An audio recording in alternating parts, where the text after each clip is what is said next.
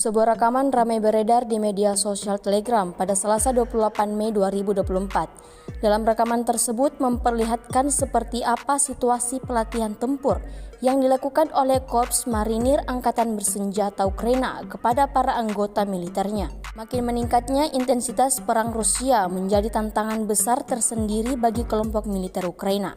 Sebagai perlawanan terhadap kelompok musuh, pasukan Ukraina giat berlatih dan mengatur strategi-strategi baru untuk penghancuran kelompok musuh. Tampak dalam rekaman, para pembela Ukraina benar-benar berlatih keras. Hingga video ini beredar, beragam komentar diberikan warganet.